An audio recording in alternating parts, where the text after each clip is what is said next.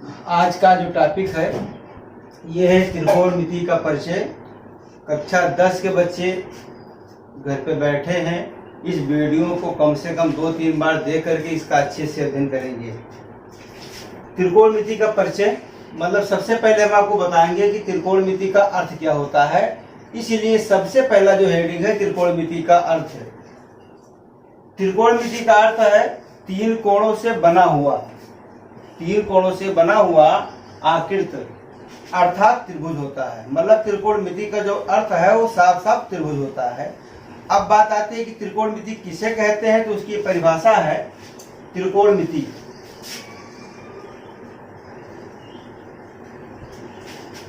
गणित की वह शाखा जिसके अंतर्गत त्रिभुज के भुजाओं और कोणों के संबंधों का अध्ययन किया जाता है, त्रिकोणमिति कहते हैं। मतलब त्रिकोणमिति के अंतर्गत त्रिभुज के भुजा और कोणों के संबंध का ही केवल अध्ययन होगा। अब बात आती है कि किस त्रिभुज का अध्ययन किया जाएगा, तो भुजा के आधार पर त्रिभुज होते हैं 3 प्रकार के, कोण के आधार पर भी 3 प्रकार के होते हैं। लेकिन कक्षा 10 में केवल और केवल समकोण त्रिभुज का ही अध्ययन किया जाता है। शेष त्रिभुज का जो अध्ययन है वो अगली कक्षाओं में होगा। जैसे हमने लिख दिया है नोट में, कक्षा 10 में केवल समकोण त्रिभुज का अध्ययन किया जाता है, शेष त्रिभुजों का अध्ययन अगली कक्षाओं में किया जाता है। अब सबसे महत्वपूर्ण हेडिंग है समकोण त्रिभुज और उनके भुजाओं के नाम।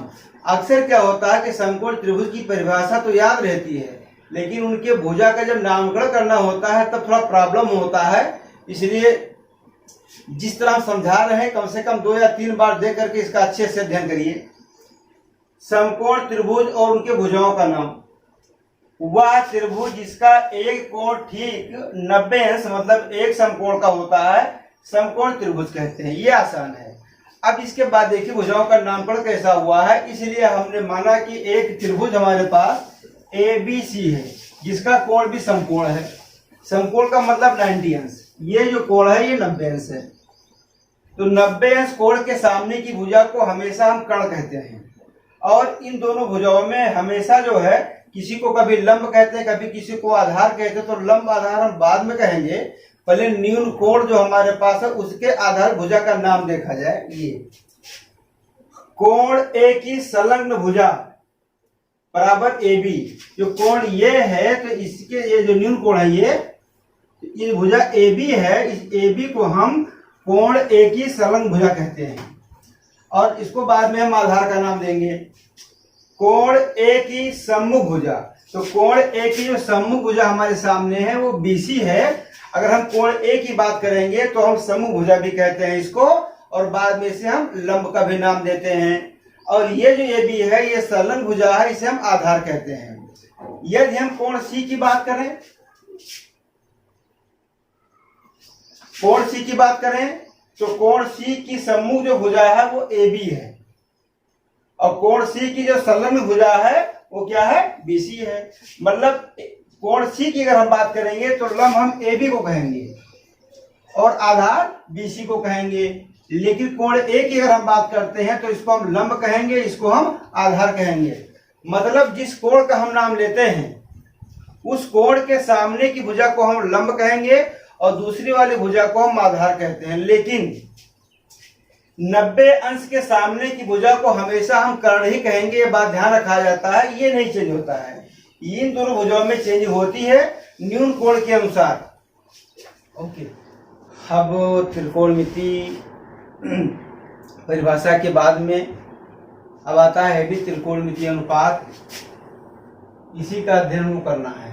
त्रिकोणमिति अनुपात परिभाषा है समकोण त्रिभुज के किन्हीं भी 2 भुजाओं के अनुपात को त्रिकोणमितीय अनुपात कहते हैं। कामा लगा है जो निम्न प्रकार से परिभाषित है। इसकी परिभाषा को आपको अच्छे से अध्ययन करना है ताकि विशेष बाद में गलती ना हो। सबसे पहले लिखा है कोण A का साइन। कोण A का साइन, इसकी परिभाषा है बराबर कोण A की सम्मुख भुजा बटा कर्ण। तो कोण ए की जो सम्मुख भुजा है ये BC है, इसको हम लंब भी कहते हैं, लेकिन जो मेन परिभाषा है कि कोण ए की सम्मुख भुजा बटा कर्ण बराबर BC बटा AC, BC बटा AC। इसको हम लोग जो है सुविधा के लिए शॉर्ट फॉर्म में साइन ई लिखा है, यस INE, तो इसको हम साइन ए कहते हैं, ई छोड़ देते हैं। इसी प्रकार कोण ए का कोसाइन, मतलब कोण ए की संलग्न भुजा अपान कर्ण, तो AB बटा AC बराबर कास ए। तो कोसाइन, जो कोण ए का कोसाइन होता है उसे हम कास ए पढ़ते हैं, बराबर जो कोई लिखा है ये बटा के, इसके बारे में भी लास्ट व्याख्या करते हैं। कोण ए का टेंजेंट बराबर कोण ए की सम्मुख भुजा बटा कोण ए की संलग्न भुजा BC बटा AB बराबर tan ए। tan ए का मतलब वही कि कोण ए का जो टेंजेंट होता है उसे हम tan ए कहते हैं। कोण ए का कोसेक एंट, कोण ए का कोसेक एंट बराबर 1 अपान कोण ए का साइन, मतलब ये साइन का व्युत्क्रम होता है। यह साइन की परिभाषा हमको आती है तो इसकी परिभाषा अपने आप हो जाएगी, क्योंकि साइन का व्युत्क्रम है। AC बटा BC, इसको हम बोलते हैं कोसेक ए। कोण ए का सेकेंट बराबर 1 अपान कोण ए का कोसाइन, कोण ए का कोसाइन, मतलब ये कास का व्युत्क्रम होता है। ये लिखा है AC अपान AB, जबकि कास में लिखा था AB अपान AC, यहाँ पे लिखा AC अपान AB। इसी प्रकार कोण ए का काट एजेंट बराबर 1 अपान कोण ए का टेंजेंट बराबर AB बटा BC बराबर काट ए। टेन में लिखा था BC अपान AB, यहाँ लिखा है AB अपान BC। अब ये जो हमारे पास अनुपात है, इन अनुपातों को याद करने के लिए, सुविधा के लिए कोई मतलब नियम नहीं है, ये के लिए जुगाड़ है याद करने के लिए। इसको हम लोग लेते हैं लाल बटा कक्का, लाल बटा कक्का। इसका मतलब है यल को हम लंब बोल देते हैं, ये मतलब आधार के फार कर्ण, तो लंब बटा कर्ण, इसको हम साइन का नाम देते लिख दिया है यल बाई के लंब बटा कर्ण, ये साइन ये हो जाएगा। आधार बटा कर्ण ये कास हो जाएगा, लंब बटा आधार ये टेन हो जाएगा। और जब हमको साइन, कास और टेन ये तीनों अनुपात याद हो जाएंगे तो जो अदर 3 अनुपात हमारे पास है इनके व्युत्क्रम हैं। साइन का जो व्युत्क्रम है वो कोसेक है, सेक है जो कास का व्युत्क्रम है, जो काट होता है वो टेन का व्युत्क्रम होता है। इसलिए हमारा पूरा फोकस रहेगा कि हम साइन, कास और टेन इन तीनों को परिभाषा को अच्छे से याद रखें। अब यहां देखा जाए बड़ो, याद करने की जो विधि है लाल बटा कक्का, यल फार लंब, ए फार आधार, के फार कर्ण, ये सुविधा के लिए रखा गया है, कोई रजिस्टर्ड नियम नहीं है, याद करने का तरीका है। दूसरी बात इसमें है, जो हमने यहाँ पे लंब लिख दिया है, यहाँ पे आधार लिखा है, ये हमेशा आपको नहीं देखना कि ये लंब भी होती है।